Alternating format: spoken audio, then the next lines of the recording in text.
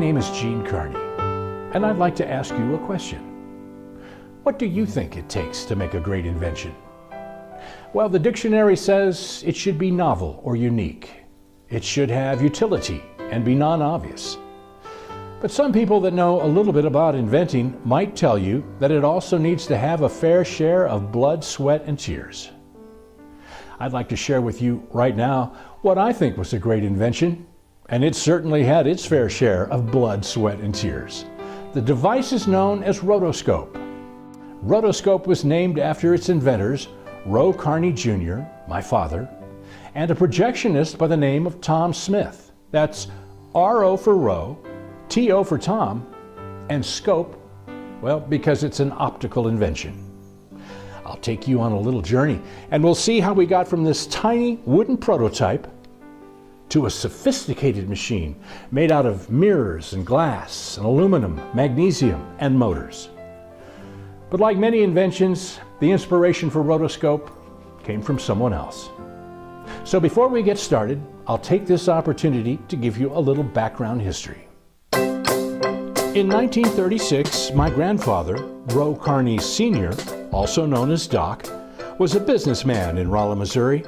He owned stock in the Gasconade Theater Corporation, which at that time owned theaters in several towns in Missouri, including St. James, Sullivan, Lebanon, and of course the Rolla Theater in Rolla.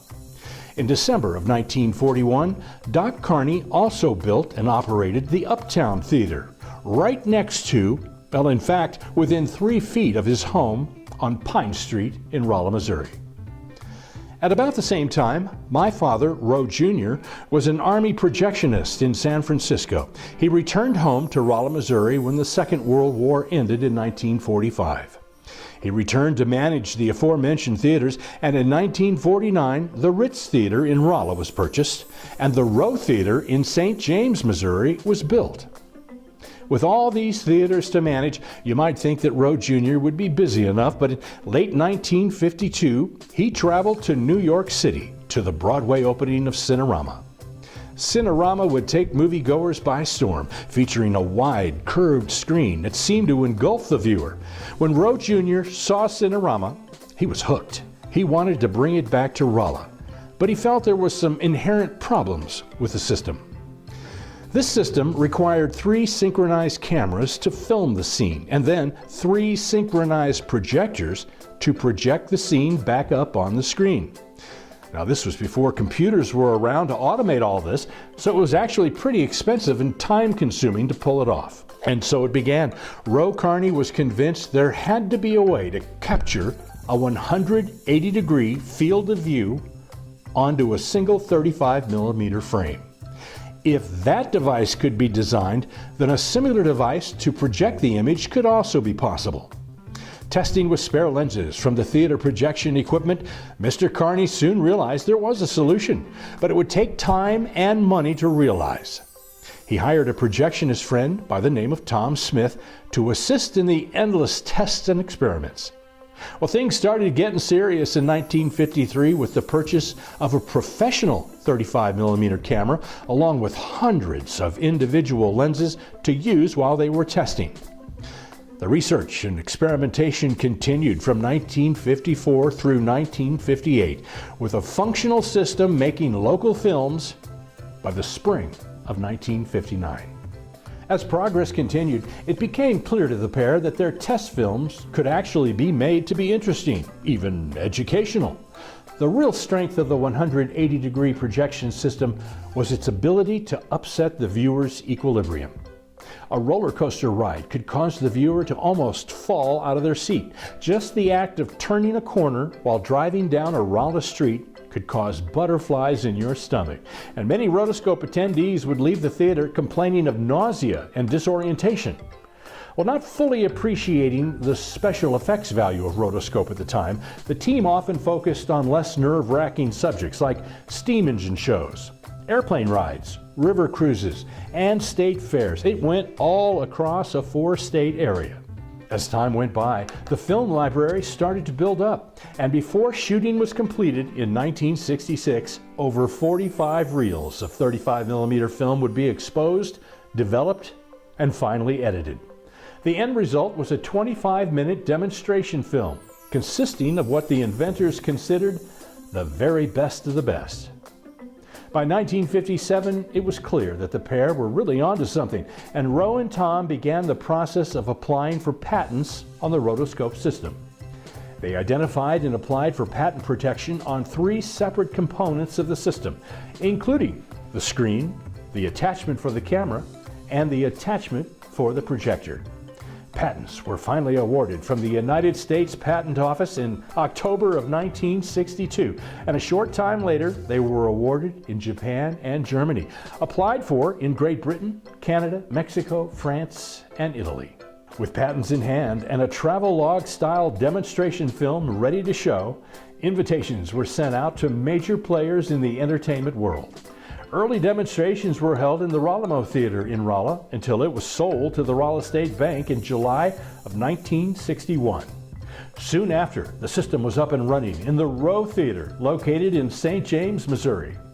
Representatives from United Artists, MGM, 20th Century Fox, Columbia Pictures, and others came from all over the country to view the system. Articles praising the system were printed in magazines like Variety, Box Office, the Motion Picture Herald, and most of the larger newspapers in the state. Many a church group, elementary, high school, even college students were to witness the wonders of rotoscope as the inventors enjoyed providing free performances of the demonstration film. Many evening performances were held for area residents for just 75 cents a ticket. One would think that with all this positive momentum, Rotoscope couldn't miss, that it would become a must-see venue for moviegoers across the country. Now, it's often easy for me to look back and say how I might have done things, and to suggest that this or that could have happened. But in retrospect, it seems clear that the curved screen of Rotoscope would never really lend itself to Hollywood-style movies. Actors, plots, well, the flat screen does much better. The real value in Rotoscope, the marketing angle, if you will, was the special effect of losing your balance or equilibrium while viewing the action scenes. We all know that today's special effects movies are a multi-million-dollar industry, and Rotoscope was one of the original super special effects systems, predating computer-generated effects by almost 40 years. While Roe Carney's skill in design and manufacturing is unquestionably top-notch, and his dogged determination over the years to develop a system that could be reliably reproduced is very much appreciated, he could not, for one reason or another, swing the big deal. Rotoscope was, for all practical purposes, once again finished and forgotten. But not by me. I may have been Rotoscope's youngest fan, but I was also its biggest fan. After my father passed away in 1996, I was able to purchase all the rights for the system for my brother and my sister, and soon Rotoscope would be seen once again. So now it's 1999, and that would soon turn out to be a great year for me. I moved from California back to my hometown of Rolla, and I married the woman of my dreams. She was fully on board with my need to examine the rotoscope process and to determine what, if any, market might still exist for the system. By that time, all of the patents had expired, and the computer-generated graphics market was dominating the contemporary movies of the day. And so, with the same enthusiasm that my father may have felt, I jumped in with both feet, decided to completely disassemble the device, clean it, resurface it, update the parts as necessary. I drew each part on the computer, and in doing so became fully aware of all the hidden secrets of the system. As a projectionist at the Uptown Theater back in the early 70s, I was fairly comfortable around the projection equipment, and I was able to get the entire system back up and running. A private showing of the original Rotoscope demonstration film was presented in late 1999 to my family and friends. Believe it or not, it still had the same effect on viewers some 40 years after it was first shown. By this time, however, technology had made some significant improvements in filming and projecting images. The first thing I wanted to do was to replace that 35mm film camera with a digital video camera and record fresh color scenes. I was also able to purchase a large venue digital LCD projector to replace the carbon lamp house projector, And by the following year, we were making and showing digital movies shot with the rotoscope attachments. A tour of the Verkamp farm in St. James and downtown St. James after a heavy snowfall were the subject matter of 2 of those films. Even after all these years, I still get a thrill when I watch the curved screen of Rotoscope. In 2012, I discovered over 50 35mm film canisters containing the original Rotoscope negatives. Some of those negatives were of the demonstration film, but a number of reels were of unseen footage, never used in the demonstration film and consequently forgotten about. Some reels were test reels, considered uninteresting. Others lacked action or motion, and so ended up never being included. I decided that my last official act on behalf of Ro and Tom would be to archive these reels and make the entire library available on the Rotoscope website. In 2016, I bought a 35mm projector and set about modifying it into a true telescene machine. Each individual frame is photographed and then assembled by special software in the computer. After some minor editing and the addition of some appropriate music, the scene is transferred to the website where a visitor like you can enjoy it. Over 35 separate videos are available for viewing, ranging in subject matter from the Missouri School of Mines campus in Rolla to the state capitol in Jefferson City. Historic scenes that include the Pennant Hotel and the El Caney Hotel in Rolla, as well as the Comet roller coaster in Forest Park, St. Louis. All of these and more can be seen. All in all, I suppose the story of Rotoscope is now complete. I remember back as a child, my father would let me clean off the metal lathe and the milling machine, even sweep the floor of all the tiny little metal pieces he would shave off each piece as he made it.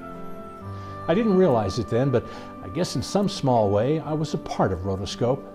And now all these years later, I guess I still am.